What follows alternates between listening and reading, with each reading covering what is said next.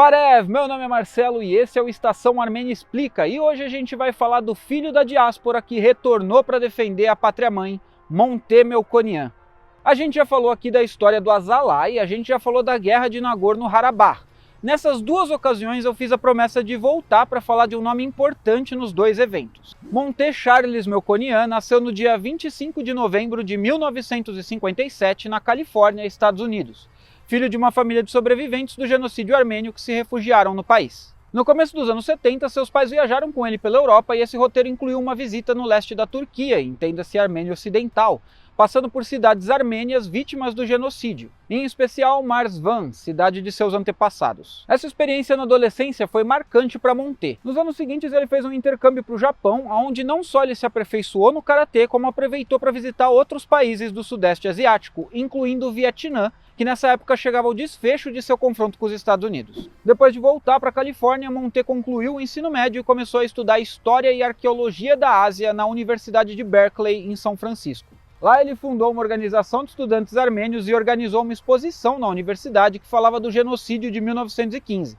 E isso acabou irritando o cônsul turco, que conseguiu acabar com a exposição. Em resposta, Monte organizou um protesto dos estudantes e conseguiu garantir a reexibição. Monte concluiu seus estudos com um artigo sobre a história das tumbas das cavernas de Urartu em 1978. Depois de formado, se mudou para o Irã, onde trabalhou como professor de inglês e no final do mesmo ano se mudou para Beirute. No Líbano, participou das batalhas de defesa da comunidade armênia durante a Guerra Civil. E é lá em Beirute que, no início dos anos 80, ele se junta ao exército secreto armênio para a libertação da Armênia, ou Azalá. A gente não vai contar a história da Azalá aqui de novo, mas focar na participação do Monte. Os ideais do grupo, quebrar o silêncio mundial sobre o genocídio armênio e libertar a Armênia ocupada pelos turcos, estavam muito alinhados com a visão de mundo de Melkonian. Sua função primária dentro do grupo era a formação dos combatentes e preparação das ações militares. Em novembro de 1981, ele foi preso em Paris com um passaporte falso, mas depois de vários ataques à bomba em Paris, o governo francês libertou-o para só depois descobrir a sua real identidade. A mudança de comportamento no mundo faz com que os nossos próprios atos mudem e que a gente evolua como uma sociedade sem deixar de lutar por nossos ideais. Foi exatamente por isso que Melkonian rompeu as relações com Azalá. Monte e seus apoiadores eram contra ataques terroristas sem sentido. Eles achavam errado enviar patriotas armênios para a morte como comandos suicidas e no processo ferir inocentes indiscriminadamente. Essa discordância interna resultou na divisão do Azalá em 1983, após o ataque no aeroporto de Orly, que feriu dezenas de civis. O novo grupo, agora liderado por Monte, estaria mais focado na libertação das terras históricas armênias. Desde então, Monte fugiu do radar, mas em novembro de 1985 foi preso novamente em Paris, portando um passaporte falso e uma arma.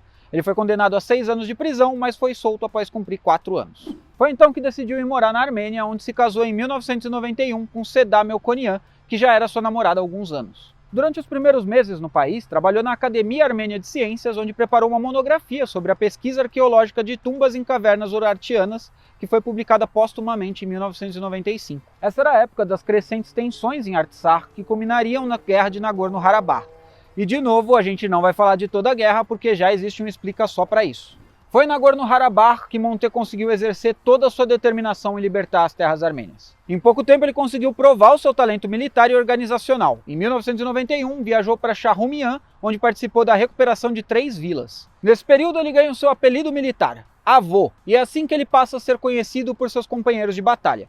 Avô, na verdade, é um apelido para Avetis, um nome armênio que significa boas novas. Diz a lenda que Monte escolheu esse nome porque era um nome comum, curto e fácil de ser reconhecido no rádio. E em 92 ele recebeu o comando das tropas no fronte sudeste. Sob sua liderança, 4.000 combatentes armênios defenderam a área ao redor de Martuni.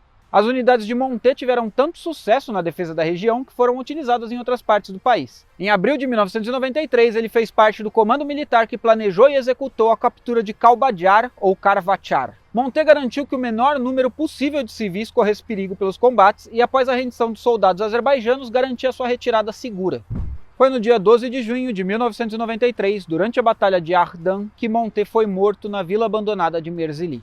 Segundo seu irmão e autor de sua biografia, Markar Melkonian, Monte morreu após um ataque inesperado de uma tropa azerbaijana que provavelmente estava perdida na região. Monte foi enterrado com todas as honras militares em 19 de junho de 1993, no cemitério militar de Erablur, nos arredores de Erevan.